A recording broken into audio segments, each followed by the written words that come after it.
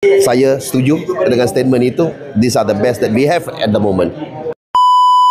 First of all, alhamdulillah atas kemenangan ini, dan sepatutnya kita perlu mengucapkan orang kata terima kasih banyak kepada Bos Simon dan juga Amir dan juga Aiman Wafi lah, yang banyak membantu. Orang kata orang yang paling rapat lah Amir dengan Aiman, yang sentiasa bersama dengan player dan coach untuk menguruskan segala jadual dan sebagainya. So they are doing orang kata kerja yang begitu bagus lah kan.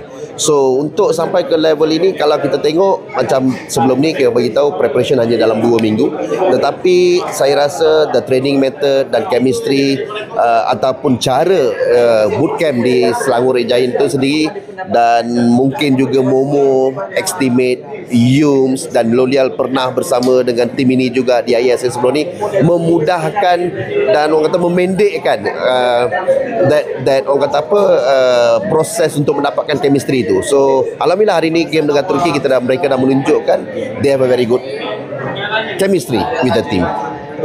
Saya rasa kalau dah ini adalah line up yang dipilih oleh one of the best coach dekat Malaysia ni, which is Coach Syahkadia, siapa kita untuk deny that kan. So kita nampak this is the best 5 yang ada. Mungkin ada lagi di luar sana, mungkin belum dapat peluang lagi kan. InsyaAllah akan di masa akan datang lah. But daripada awal kalau kita tengok, hanya 3 tim yang disebut-sebut, bukan rata-rata daripada player, coach ataupun juga oleh community di luar sana, iaitu Turki, Cambodia dan juga Indonesia.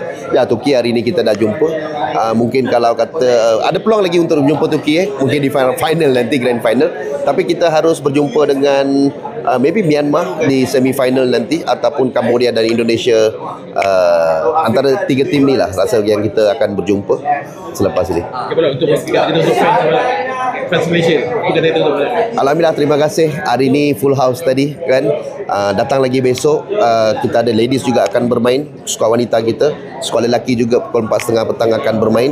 Dan datang ke Phil City Mall Kuala Lumpur di level 6 untuk terus menyokong pasukan lelaki dan wanita. Jumpa anda di grand final.